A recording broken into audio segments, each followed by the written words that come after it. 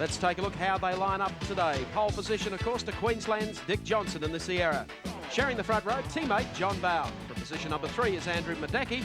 Out of 4, Larry Perkins in the first of the Commodores. 5, Tony Longhurst in the new Freeport Motorsport entry. Colin Bond in the Caltex Ford Sierra from 6. Tony Noski in the Commodore from position number 7. Peter Brock starts out of position 8 in the 05 BMW. From position 9, car 8, Andrew Bagnall in another Sierra. From 10, Jim Richards, defending national champ in the mobile BMW. From 11, car 14, Murray Carter in the Skyline. From 12, Peter McLeod. Position 13 is Bill O'Brien. 14, Graham Lusty. 15, Gerald Kay.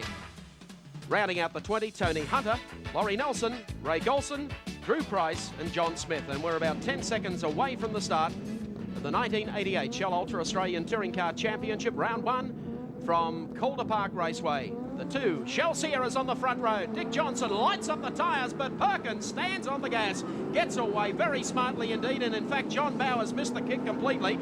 It'll be Dick Johnson down on the inside, Larry Perkins going after him on the inside, and also a great start there from Andrew Madecki, running down to the right-hander for the first time, and Perkins has made an absolute blinder of a start, but it'll be Dick Johnson and Tony Longhurst back in the pack there, and also the BMW is up very smartly, Tony Noski as well, as they work up onto the back part of the course for the first time, up the hill. Jim Richards has come out very quickly in car number 1. And don't be surprised if Larry Perkins get pinged for jumping the start. It was pretty close. They worked the back straight. Down to the right-hander, Dick Johnson out in front in round number 1. Car number 17, the Shell Ultra High Cosworth Ford Sierra. And he will lead from Larry Perkins.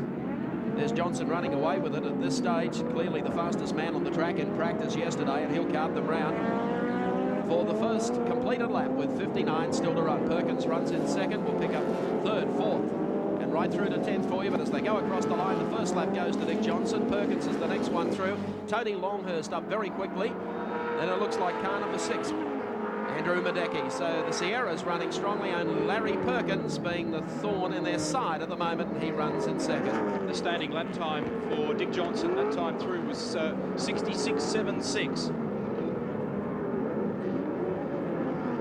So Perkins made what we thought was a good start. Wilco suggesting that there may have been a problem, but this car was always going to be quick off the line compared to the very tallly geared and peaky power band Ford Sierras. So Longhurst at the moment chasing the Castrol Commodore, and Andrew Madecki behind. There he is in the background. Jim Richards and Colin Bond side by side.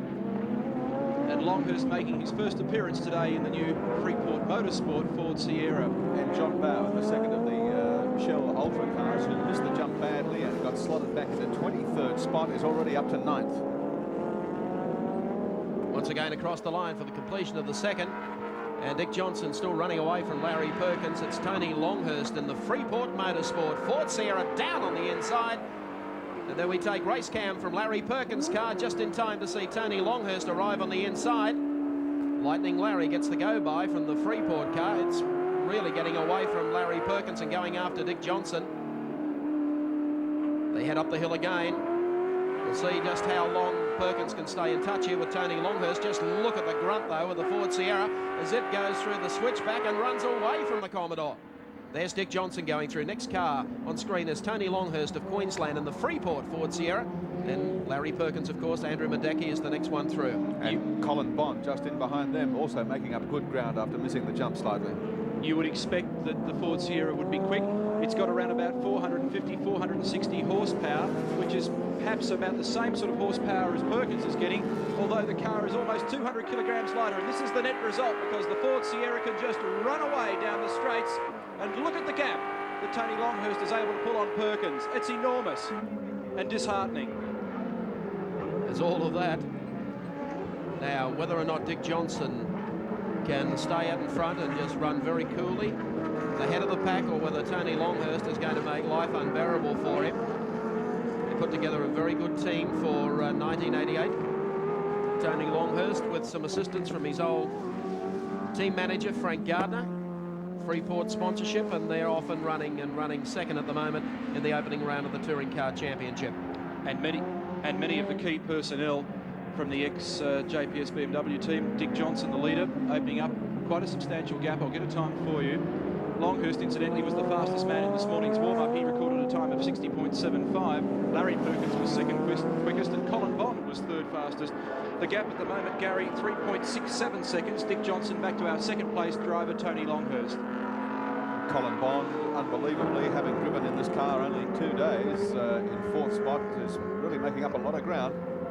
Johnson, though, the clear leader, and doing it well, living up to the times that he posted here in qualifying to take pole position. He reckoned he was going to run race times of below 60 seconds. I find that pretty hard to believe. Well, he's moving away from Tony Longhurst at the moment as he works onto the back straight. Longhurst comes down the other side of the hill. There's the gap first to second, then back to Larry Perkins. Andrew Madecki is the next one, followed by Colin Bond and the Caltech Sierra. Looks like everyone in season 88 is aboard a Ford. Then coming back into contention, of course, John Bow in car number 18. Just ahead of the two Peter Brock Mobile PMWs, but there is our race leader. Heading out for the completion of yet another lap. He's doing this one easily, let me tell you. You probably don't need to be told. Racecam, of course, travels with Dick Johnson in the Ford Sierra as we work lap number 5 of 60 laps, constituting the opening round of the championship here today at Calder Park. And things must be looking pretty good for Dick Johnson. Yeah, pal, how you doing? Oh, super, Dick. Looks like you're in a great spot at the moment and doing it very comfortably. I'm very, very happy. I just hope the zip holds together. Well, it appeared that John Bow lit up the tyres convincingly at the opening off the starting grid, and in fact John has gone into the pits at the moment, so I won't trouble you with that. You just keep your mind on the job. Oh, Mike, we had a little bit of an oil pressure problem. How does it feel after following everyone for a few years around to finally get the front row of the grid with 2 cars and now lead one? It's a good feeling, but still a long way to the end, Mike. I'm a bit dry in the throat at the minute because I've had some walk for the last couple of weeks. I'd throw you 4X, but we're not allowed to mention that sort of thing. Yeah, wish the hell I didn't have. Well, I put my one right about the end of this race, I can tell you. Dick, are these a difficult car to drive around a circuit like this, or is it quite comfortable? This car is very comfortable around here because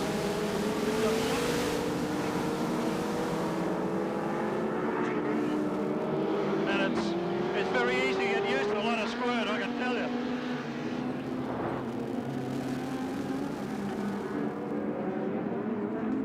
Okay, Dick, we'll let you go back to racing for a while. Come back and visit you with you later. There's Dick Johnson. He powers away, still leading it. There's John Bow, of course, team partner to Dick Johnson. And not the best of starts to the touring car round for Johnny Bow. I'd say be a very disappointed individual.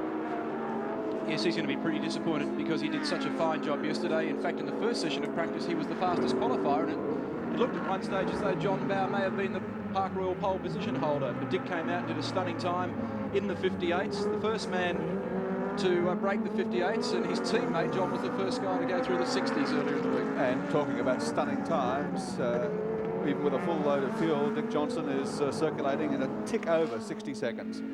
Well, that is really, really fast in these cars so early in the race with a relatively heavy load of fuel.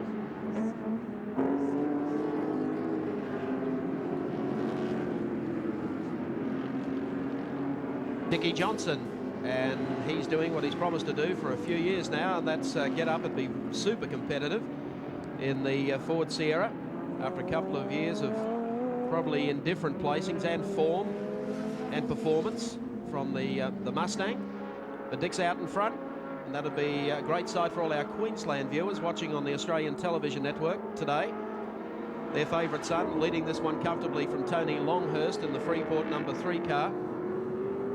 And he's pulled away from Larry Perkins in the 11 car, and of course Andrew Madecki, Colin Bond. That's the order of the race at the moment. Jim Richards follows the top 5 in close company with Peter Brock in the 2 Mobile BMW cars. Then car number 12, Peter McLeod, is in 8th spot, and they've completed 9 laps. 9 laps of 60 in the opening round of the Touring Car Championship. I've got the clock running on Dick Johnson this time. We'll see whether or not he's being pushed along or he's comfortable at the moment. Last lap time we did on him was 60.61 seconds. Let's go trackside now to Peter McKay, who is with a very disappointed John Bowe. Well, the extremes of luck for the Shell Alta team, John Bowe. Dick's still out in front, but you're an early birdie back into the pits. Yes, Peter, we had an oil pressure problem with the car yesterday and we thought we'd fixed it. And it started the race with 60 pound, which is not enough, and I went down to 40. I was changing gears at 6,000 revs to try and keep it going, and then it dropped to 20, so rather than destroy a $50,000 engine, I thought discretion was a better part of valor. That wasn't the best start I've seen from you either. Mate, I've never made a practice start in these cars because the diff's very weak, and obviously I've now learned how not to do it, so maybe I'll get it right next time. Okay, thank you, mate.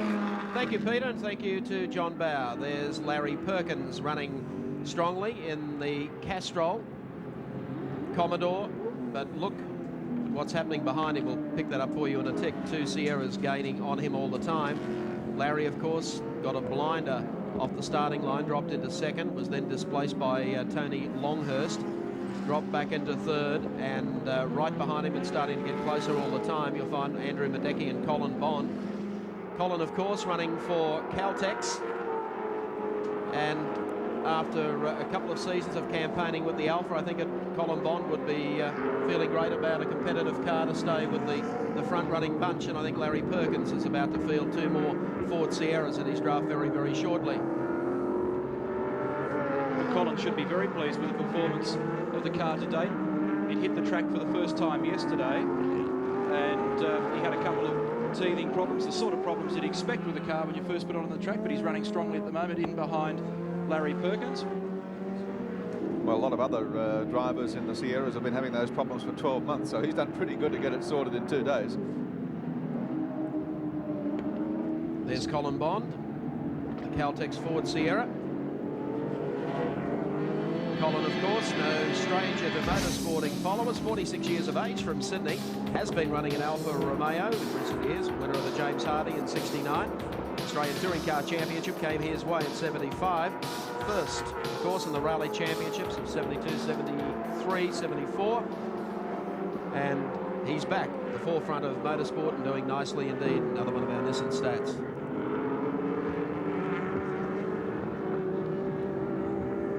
Colin Bond coming through the right-hander at the bottom of the course with a car that seems to be handling pretty well. Doing everything right at the moment, and he'll be hoping that there are no oil leaks and no little dramas likely to cause him an upset. All he wanted to do today was get some points on the board, and he's heading towards that at the moment very comfortably. Perkins in the foreground, being chased by Andrew Madecki in the Oxo Motorcraft and Castrol Ford Sierra, and we're in lap 12 of 60 in the opening round of the $275,000 Shell Touring Car Championship. It's Andrew from Port Macquarie, New South Wales coast. He went so well last year in the World Touring Car Championship round at Mount Panorama Bathurst, and you'll recall that he battled very hard.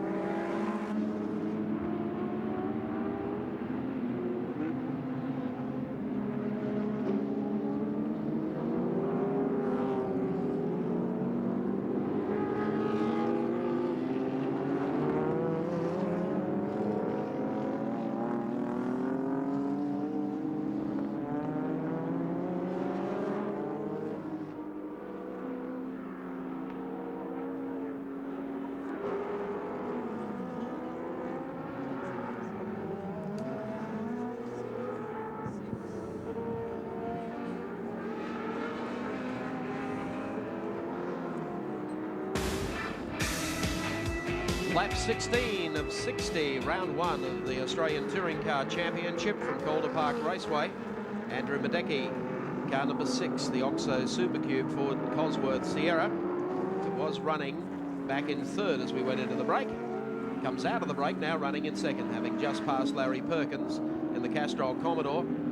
And Perkins at almost the same time has been gathered in by Colin Bond, so the start might have been perfect for Larry, but he's going back through the pack very, very quickly indeed as Ford Sierra Cosworth certainly leave their stamp of approval on the opening round here today. There's Madecki going through. Jim Richards and Peter Brock, of course, start in today's event under a little cloud, you could say. Eligibility problem with the BMWs, but at least they're in. On Thursday looked like they weren't even going to get a start. Every other driver in the field, though, had to sign approval for them to take part in the race, and then for no points, no prize money, pending clarification of the rules. Peter at the moment chasing Jim, reigning touring car champion. They had Jim's car out on the Calder Thunderdome only half an hour ago, trying to get to the bottom of a couple of niggling little problems that's been giving the team some headaches during the week. They had to change the engine in his car yesterday, and then the engine that they put in as a replacement for the one that was giving so much trouble and wouldn't rev over 4.5 had no oil pressure, so the team have had to work very hard last night. And Brock coming to terms with sitting in a 940 kilogram car on the opposite side without V8 grunt, and at the moment just behind Jim Richards. Richards and Brock both running well in the top 10. In fact, of the top 10 cars on the track, there are 5 Ford Sierras, 3 Commodores and 2 BMWs.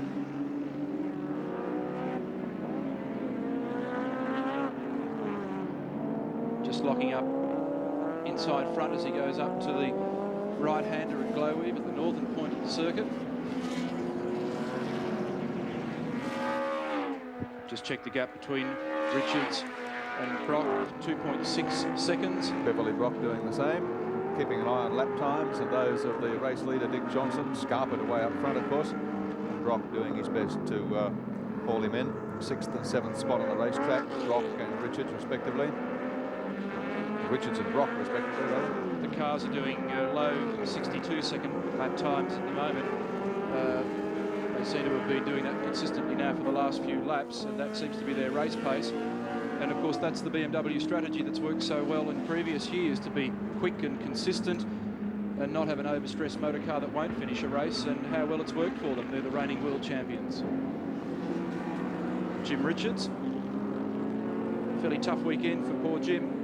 He could not get the car to rev. Every time he sat in it, was giving him some worries, and yet it did almost 500 laps of testing at Adelaide and Winton raceways, and even at Sandown. Reigning touring car champion. Had great success with Peter Brock at the James Hardy 1000 in the late 70s in the A9X Tirana. Always been a front runner in the AMSCAR series, and of course came to us from New Zealand, where he was also a twice touring car champion.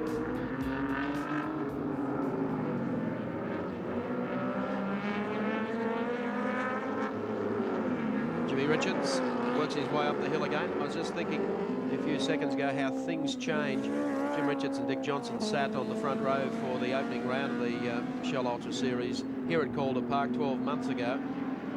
Of course, Nissan's prevailed then. Nissan is not here for the opening round of the touring car title. We look forward to their presence with their new car from round 3. But the Ford Sierras that really had a few problems last year, staying ultra competitive, have just swamped away in the opening round of 88. And it wouldn't surprise me, even at the speed that Johnson is going and the times that he's pulling this afternoon, it is possible he might even see Peter Brock or Jim Richards with a lap put on them by the race leader. Well, Andrew Madecki was the top Sierra to finish in this corresponding round of the Touring Car Championship last year. He finished 7th. And Nissan's, of course, finished 1st and 3rd. Ben Seaton took the checkered flag from Larry Perkins and George Fury in 3rd spot. Dick Johnson leading the race here still, now circulating in 61 seconds dead. So he's not able to maintain at this stage anyway the times that he spoke of, clocking sub 60-second laps. But as the fuel load gets lighter, and the track gets a little clearer, perhaps he may be able to do that. But in amongst the tail enders at the moment, giving yet another one to go by. Tony Hunter in car 46. And from Sevens race cam, Johnson gives him the slip oh so easily as he comes to the end of the back straight. Just past third race distance. Dick Johnson into lap number 21 in the Shell Cosworth Sierra. Coming out of the bottom turn, back onto the start finishing straight here at Calder Park. This is a brand new car that Dick's driving this weekend, the first time we've seen it, acknowledging his pit board that time down the front straight. His little beasts really get mobile at the end, and he can get in pretty deep to about the 200-metre mark before he has to brake very heavily. Back to a low gear, and then you have to be gentle with the Sierras, they tell me, as you gas them up, because the power comes on like switching on a light switch. Just listen to the car over this hump. Through the very fast chicane, dealing with the 635 BMW pretty swiftly. To fourth gear, third, second, and back to first for Dick Johnson through the S's.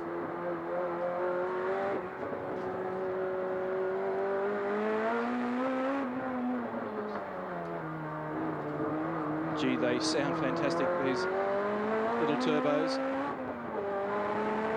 So Johnson comfortably cruising along nicely at the moment. We'll get some idea of how far he leads by. Put the clock on them. Tony Longhurst, his nearest adversary.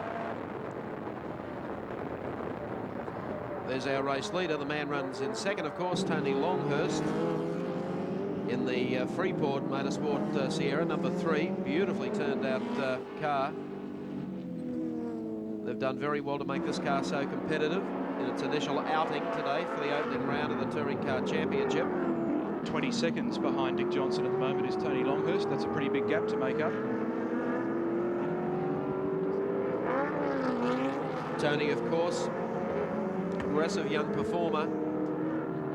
A lot of faith placed in him by Frank Gardner and the JPS BMW team for a number of seasons. And of course, when that team was sold up, Frank retiring, of course the whole works going to Peter Brock, we have wound up with a very, very competitive Tony Longhurst with assistance from Frank Gardner. The Ford Sierra, certainly the car, not only of 87, but certainly the dominant car of 1988. At the mention of its name, the opposition begins to frown. The Ford Sierra, the complete racing touring car, is built from the ground up with one purpose in mind.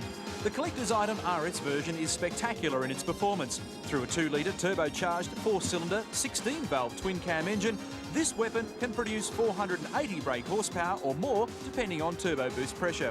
It's an incredible power output for a tiny package. The Sierra has 17 by 10-inch wheels with huge brakes and weighs 1,100 kilograms. Certainly the car of 1988, the Ford Cosworth Sierra. Details there from Neil Crompton. There is Tony Longhurst going through. Andrew Madecki, who at the moment is running back in third spot and gaining. He's 4.3 seconds behind Tony at the moment on lap 25 of 60. And Larry Perkins has dropped well off the Sierras. In fact, Colin Bond has broken clear of Larry, and it's really becoming a one-brand race at the moment. So there's Longhurst. He's already managed to put a lap on Andrew Bagnall.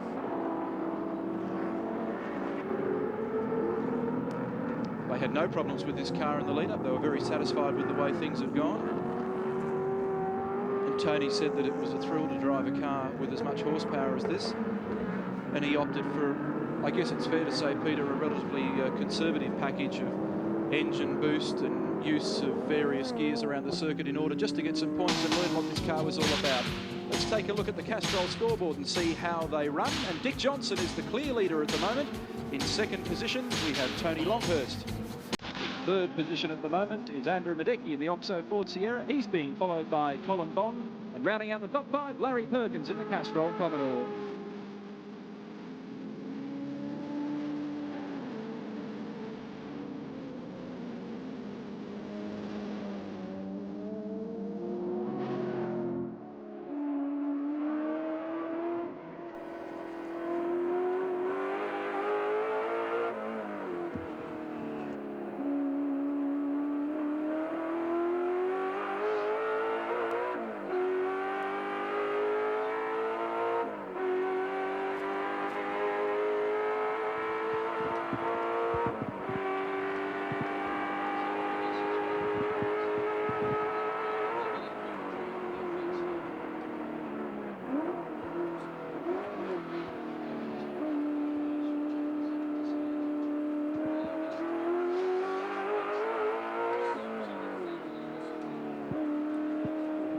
Dick's gone past Richards.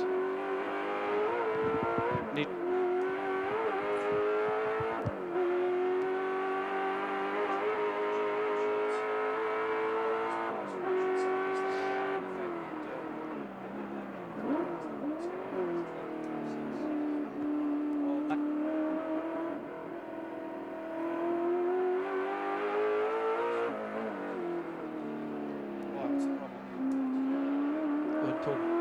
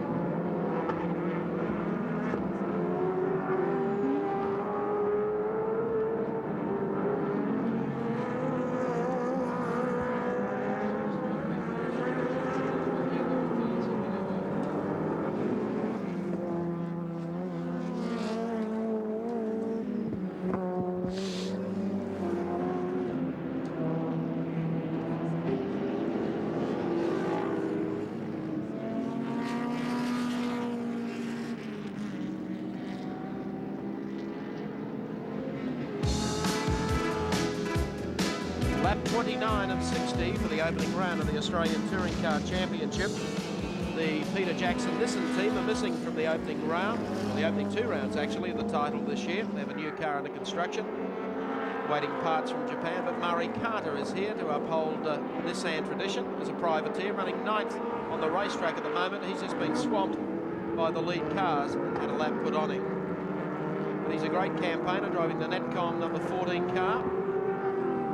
Up to 1,100 kilos this year, a heavier motor car than the 87 spec car, and also using a standard, a much smaller standard production intercooler. And of course, that often means higher temperatures, and Murray plans to build a new engine which will run reduced boost but a higher compression in order to bring those engine temperatures down.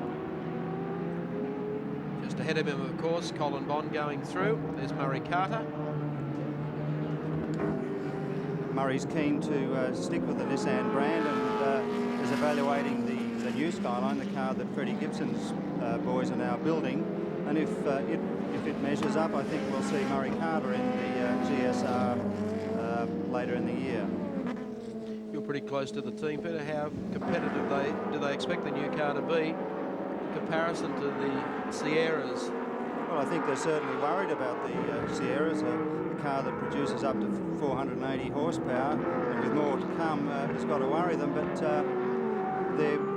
they believe they have a very reliable package, and that'll help them out in the longer races. They're cautiously optimistic, I suppose. An old motor racing cliche, if ever I've heard one, cautiously optimistic. Carter goes through, and in the meantime, Dick Johnson continues to lead the opening round of the Shell Australian Touring Car Championship. It is really a Dick Johnson benefit here today at Calder Park. Bolted off the front line, has opened that gap all afternoon. At this stage, he still leads Tony Longhurst in the Freeport Motorsport Sierra. And of course, running third place, Andrew Madecki. He's got a 23.8 second gap, and it is increasing slowly but surely. So he hasn't let up on the pace. The car's running like a clock at the moment, not a problem. About to come up onto the back of Tony Mulvihill's Holden. Just heading up to the northern end of the circuit now. And Pete, significant again that we see Dick using first gear, giving the car plenty of revs, but it's working for him because he's leading and leading comfortably. And he's always had a pretty good feel for a vehicle. He must know whether it's going to be able to do the job in the drive line and general transmission, so it's working well for Dick at the moment. Interesting scrap further back though. It may not be as clear cut for the minor placings. Dick incidentally still getting around in times that vary between low 60s and 61s. So he would now quite easily be the new lap record holder. I think George Fury had the record at a time of about 61.06. Lap 32 of 60. We've just passed our half race distance. Dick had a few problems with this car in the lead-up. In fact, he had to change engines last night, and then he had some problems after the warm-up this morning. And whatever they were, the boys have done a fine job. She's back in business again. John Bow not perhaps smiling quite as much as Dick is at the moment, but first points on the board are always encouraging. And with 9 or 8 rounds to come after this one, this is precisely what they want. Tony Longhurst, on the other hand, as we said before, is opting for a fairly conservative approach to this race and standing at the bottom of the ladder and looking up and trying to figure out precisely how to get the engineering right on this car, get some points on the board, learn what it's all about. He's doing that at the moment. Frank Gardner's very pleased to be able to put some effort into Tony. For the last few years, Tony's certainly been playing second fiddle to Jim Richards at the JPS BMW team, but Frank's looking forward to working with him. He says he's got a stack of untapped potential. He's certainly a very adventurous driver.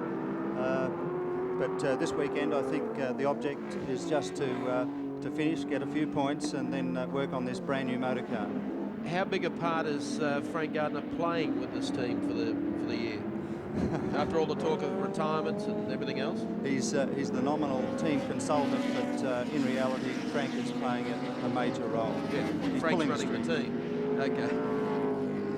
Well, it certainly has a class look about it, the team, which is probably the reason why Tony Longhurst, his very first outing in the Ford Sierra, is running second on the road to Dick Johnson. Interestingly, Frank believes the Ford is less of an engineering challenge than the BMW, which he said was so sophisticated that it brought with it inherent problems in making it work on a racetrack. I would have thought that the Sierra, given its background the last couple of years, would have provided a greater challenge. No one should appreciate the problems of Ford more than Frank Gardner, who of course was responsible for the protest against the Eggenberger cars, one of a number of teams at Bathurst last year. Just ironically winds up being team manager of a Ford outfit for 1988. Yes, there's a new differential, a much stronger differential now available for the Sierras, and you wouldn't believe who has the stock of them. It's good old Rudy Eggenberger, and as Frank pointed out, Rudy's in no hurry to get him addressed and mailed out to the Freeport team, care of Frank Gardner. Yeah, I bet. In Surfers Paradise. I can understand why too. Anyway, Longhurst continues, still runs second on the road. Johnson has been able to keep that gap well and truly on Tony Longhurst since this race started. Andrew Madecki still runs back in third. Colin Bond maybe a little bit closer to Madecki this time through. Peter McLeod there in the Petro Tech number 12 Commodore. Bill O'Brien, a fellow who came closer than anyone I've ever seen in my life to winning a major event here at Calder. The first race last year on the combined road course and Thunderdome Oval Complex, and he led it all the way down with about 2 laps to go. Well, Bill didn't, but Bill was ready to take over. Larry Perkins did the entire driving stint. And poor old Bill fumbled the pit stop, and it all turned to less than a satisfactory result from there. However, he's a good campaigner. Well, unfortunate that Bathurst last year stuck the car on the wall on the first day of qualifying. The Everlast Automotive Accessories entry, blue Commodore, Bill O'Brien at the wheel. Lap 36. Bond's running very well behind Andrew here at the moment, and the gap's closing. Peter, they tell me that with some hurried engineering and learning about the car very rapidly, he found some amazing horsepower last night. Yes, overnight, Neil, they replaced the turbocharger and found an extra 100 horsepower. The old one apparently was popping off a bit earlier, not getting full boost. But with the new blower on, Bondi set a quicker time in the warm-up this morning than he did in qualifying yesterday. This is not helping Andrew's cause at all at the moment. In behind car number 88, one of the old Geminis driven by David Sala. And now Andrew has to deal with Bill O'Brien, and all the time Colin Bond is being able to just get a little closer to the back of the Ford Sierra. Andrew Madecky's well known to motorsport followers throughout the world. He's been in a variety of classes of racing. He's from Port Macquarie, the New South Wales coast, just under the Magic 40, and did it very, very well in open wheeler racing in the early 70s. And we saw him run well in a sports car up in the Malaysian Grand Prix. The last few years, he's done a great job in touring car racing. Ran with the Mercedes team at Bathurst in 1986, and has been trying to get the budget together and the engineering team together to be able to keep this car right at the head of the touring car pack at the moment, and he's certainly heading in the right direction. He's coming up on the traditional Gemini at Calder Park. And you're right, Colin Bond is getting a little bit closer all the time in the Caltex Ford Sierra. There's Colin going through, number 4. He followed him early in the race, and he's really getting on terms with Andrew Madecky now, and these slower cars aren't doing anything to help Andrew Madecky at all. They're just coming up to put a lap on Colin Fulton, a Nissan Motor Company executive who gives Colin Bond a clear indication for where he wants to go on the track. Colin's taken over the running of the very competitive little Nissan Gazelle that we saw run last year in the Peter Jackson Nissan team colours.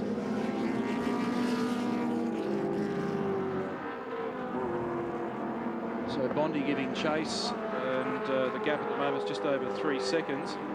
Don't think he got the best of runs through the traffic, as Mike suggested. We can also expect to see Colin running in the Yokohama Production Car Championship a little later this year. And Andrew Madecky in trouble. Yes, Madecky there, easing off, so he's the first or the second of the Ford Cosworth boys to strike trouble. John Bowe, the first one out on lap number 1, and Madecky trying to float it back to the pits as Bond comes up to put a lap on Gerald Kay. Kay has already been in and out of the pit, so he's had a pit stop, and here's Andrew Madecky limping down the back part of the course. Larry Perkins also coming up on the inside to pull up a place. Well, it looks like his problem is a flat left rear. Trying to get it back into the pits.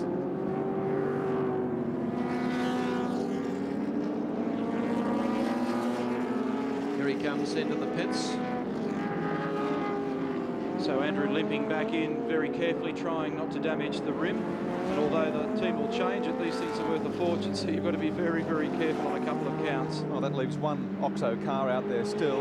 Teammate Andrew Bagnall in the number 8 entry, still circulating. In fact, he's in 9th spot, so doing a pretty good job for a bloke making his debut at the Calder track. But bad luck for Andrew Madecky.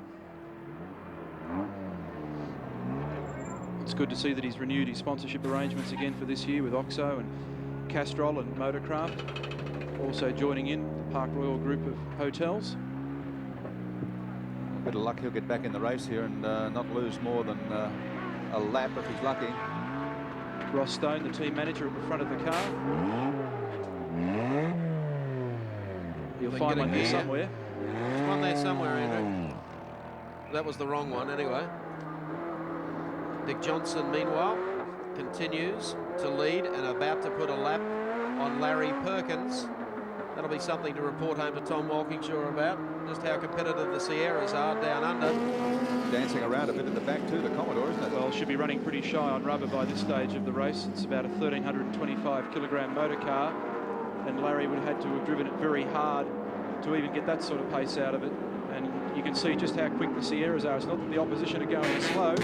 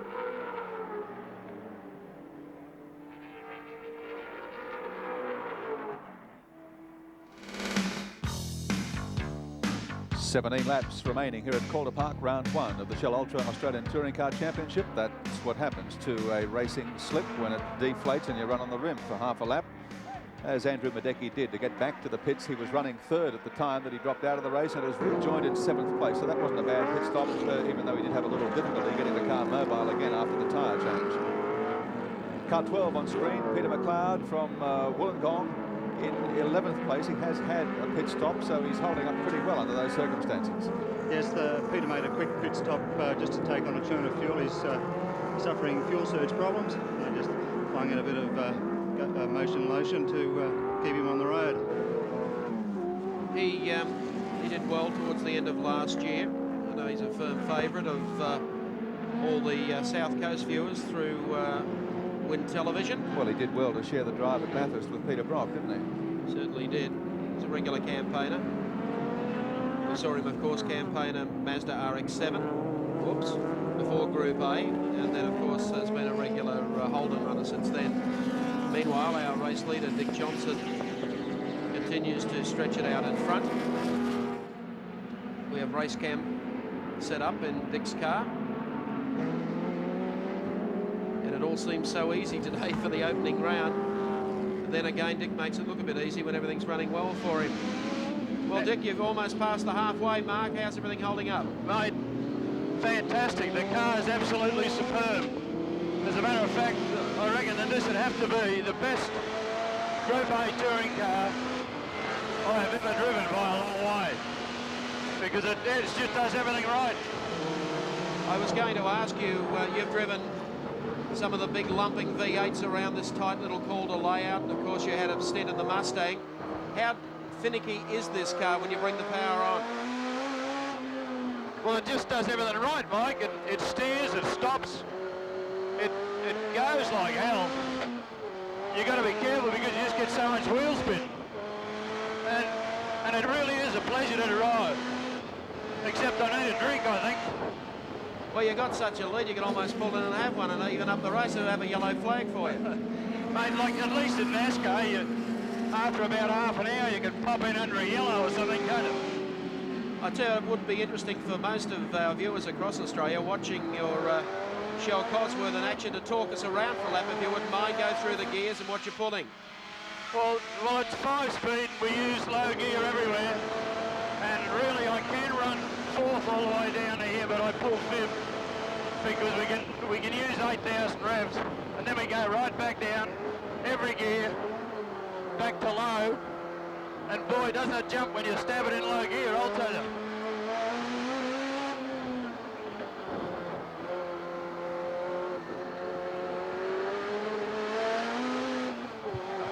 It's a bit tricky over there because there's a bump there and the back of the car gets off the ground and it's really hard on a diff and things like that, so I just back off a bit, and heaven knows I can afford to at the moment. Yes, I was going to say, everyone seems to believe that the Achilles heel of the Sierra is in fact the differential, but it hasn't given you any trouble today? Well, you know, as long as you don't put the curse of the black jelly bean on me, I'll be right. Alrighty, we'll let you go. We've got about 13 laps to go. Dick Johnson, things are looking good, and we'll ride with you to victory lane. Thanks, pal. Dick Johnson doing it comfortably out in front. In 5th place, driving 0.5, is Peter Brock. I guess in terms of the old Commodore days, Peter Brock, of course, hasn't been spotted off novice today because he's been driving in the middle of the pack, but he's in the field. I think that would keep all the Brock fans happy. I know that'd certainly keep Ron Meacham happy from BMW to see the little M3 up into 5th spot. And I guess that's probably the strong point of the BMW. We've seen a couple of the Sierras with problems today on the tighter circuits, even like an Amarillo Park. They're going to be very, very hard to beat. Anything that's got some twist in it, Mike, should really suit the BMW M3. It doesn't have a heap of horsepower, 300 last year, a little less this year, perhaps. We'll find out about that next week when FISA meets on this contentious airbox situation. Yeah, perhaps you'd like to detail what all the drama has been about for the last couple of days. Well, Peter has presented his motor car and that of Jim Richards in 1987, with the engine in 1987 specification. In other words, the air intake box, air intake system is the way they presented it last year. Now there's a new regulation out, and Brock has claimed that the regulation was advised to him too late and that he can't get the parts anyway, and so this week Canberra's been adjudicating, or been asked to adjudicate on it all, and it ultimately went back to the drivers, and all the drivers had to sign a dispensation for Brock to race, and they all did, although Larry Perkins notably hung out until the 11th hour before he put his name to it. He did. This will go to FISA's Technical Commission next week, and hopefully it will be clarified. I guess it has some bearing on the outcome of today's race. The only unfortunate thing is that the fact that so much of this has got to go back to...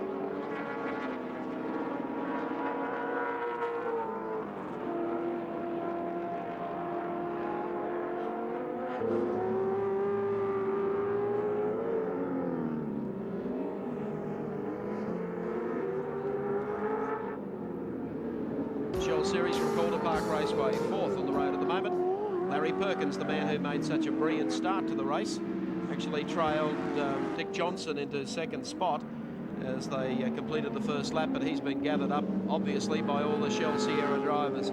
That's not to say though, with the new package to come in Group A, the Commodore, that Larry Perkins won't be competitive. He is a very tough customer, and he's still fourth in today's opening round of the Australian Touring Car Championship, Larry Perkins. And he's 27 seconds ahead of Peter Brock at the moment in fifth position. Lap 55 of 6, and a new look haircut for 88. Lap 57 of 60. I was watching Dick before on race cam carefully, and he was doing it pretty easily. The car was behaving nicely. Nothing ugly happening on the gauges. The car working like a clock at the moment. Comes down behind one of the Team Toyota entries, car number 31. Of course, is Drew Price. Drew called to the pits very early in the race. John Smith also running well for Toyota Team Australia. This will be a great tonic for Dick after the disappointment of last weekend when he came to grief over the back here on Thunderdome in the NASCAR race. I think he's probably happy to get back into the Little Sierra and see if he can get some points on the board. He said to us very early in the race that he had a dreadful cold. I can verify that. He looked and sounded terrible when we saw him down here earlier this week, and he was a bit concerned at one stage that he was going to be fit enough to drive this weekend because he took an awful bruising in the Ford Thunderbird up at the Thunderdome last week, and coupled with a pretty dreadful case of the flu, it wasn't looking too good for him. He'd be feeling a lot worse if he'd put the Shell Sierra in and been clipped by Alan Grice at the Thunderdome, I'll tell you. 1.5 laps remain in the opening round of the Australian Touring Car Championship. Golson 635 BMW calls to the pits for some fuel. Bit of an underestimation to have to put fuel in for a touring car race. You may be wondering where Alan Grice is this weekend. He's probably settled back in Service Paradise watching the Australian Television Network's coverage of the Touring Car Championship, and he's off to England very shortly to pick up with his new racing contract for 88 with the Howard Marsden-headed Nissan racing team in Europe, and he'll be running with Wyn Percy in the European Touring Car Championship. Dick Johnson going across the line. Should be 1 lap to go for the number 17 Ford Cosworth Sierra. A great day for Dick Johnson and his Shell Ultra team. The real pity is he hasn't got John Bower tagging him all the way to the line. It would have been great to have started with a 1-2 result, but the Ford Sierras have certainly stamped their seal on the opening round of the series. All the work is now up to Tom Walkingshaw, Fred Gibson, Peter Brock to come up with packages that are going to be able to beat Dick Johnson and the other Cosworth Sierra pilots in season 88. I know it's too early to be talking about James Hardy and the endurance races, but Dick Johnson has made this look positively easy this afternoon. It hasn't been a race, it's been a runaway from Dick Johnson. The last corner comes up, getting the checkered flag ready. Coming off the final turn now. We've waited a long time for one without controversy for Dick Johnson. The checkered flag's at the ready, and Tricky Dick takes round number 1 of the 1988 Shell Australian Touring Car Championship here at Calder Park this afternoon. We're watching daylight. You'll see second place Tony Longhurst in the Freeport entry. You've got a while to wait. You can't sing a song because Longhurst is going up the back straight at the moment. That's how big the gap is. There's the rest of the field going through, including Peter McLeod, and there is in fact Tony Longhurst, the Freeport Motorsport Sierra. He's going to pick up 3rd spot. Pick up 2nd, I should say. And here he is coming across the line, doing that comfortably. So Tony Longhurst picks up 2nd in the run to the flag. Coasts across the start finishing line. And right behind him is going to be Colin Bond to finish in 3rd. Let's recap the placings for you on the Castrol scoreboard. Race winner, round 1, Dick Johnson. 2nd, Tony Longhurst. 3rd, Colin Bond. 4th, Larry Perkins. 5th, Andrew Madecki. We'll be back in just a moment.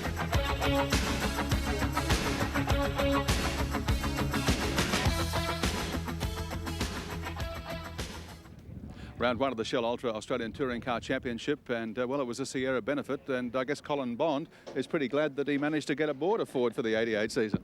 Well, I think it's great to be back in a Ford, actually. Last year we had a mediocre year, of course, and you know, now we've got the Ford, and it was the first time we run the car. We only ran it, you know, on Friday. There's heaps of development in the car, so we're very pleased, actually, the way it's gone. Yeah, well, 3rd place today, and even better things to come. Well, we took this race like that. You know, we thought we just got to come here, get some points, go to Simmons, get some points, and then start racing them after that. So that's our plan, and let's hope we can do it. Trouble-free altogether today? Actually, the car ran perfectly. You know, all the temperatures where they should be. You know, at the end, I thought I'd just press on a bit and see if I could get to Tony. And then I sort of catching him, and then we got hooked up in a couple of slow cars, and Tony get the gap back again, so that was a bit disappointing. Big effort. Talking about Tony, here he is, smiling boy himself, 2nd place in the Freeport Sierra. Well done. Thanks very much, Gary. Well, this was a whole new venture for you. It all came about as a bit of a surprise, and it certainly looks like it's going to pay off. I think so. This weekend we treated it as a learning exercise. We ran low boost on the car throughout qualifying in the race. And I'm just pleased to finish. And I'd like to thank my sponsors, Freeport and Castrol and Motorcraft.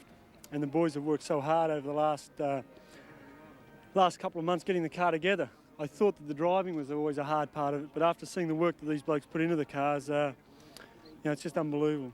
Go and catch your breath. Thank you. Okay, and the top banana himself, Dick Johnson. It's been a long time coming. Congratulations from John Large from Cams. Well, what do you got to say for yourself? Geez, Wilco, I tell you what, I'm glad that one's over, because you know, it's just been a lot of pressure from the last round last year to now, really, to sort of show that we do have the pace to be able to win races, and certainly for our sponsors, Shell, that you know, they've got a good investment in us. Are you really happy, though, that it was only a 50% result because John Bowe only made 2 laps? Yeah, that was a hell of a disappointment. It was just a bit unfortunate that we found a problem with the car a little bit too late to do something about it. I can assure you that by next weekend that will be up and running, and certainly, if not in first, in second place. Listen, somebody told me that after the warm-up this morning you dropped a new engine in the car, is that right? Yeah, the boys put an engine in the car in 1 hour because we weren't sure of the pistons that were in this motor car, so we actually changed an engine, and everything turned out just fine for us. Well, we're pleased about that, and I guess it's onward and upwards, is it, after this?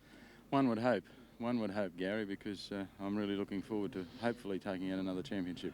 Well, round one's a start. John Rowe, National Retail Manager for Shell Australia, is here to decorate you as you fully deserve. It's been a big effort, and of course you've also taken the major points in our new NEC Car Star competition for 1988.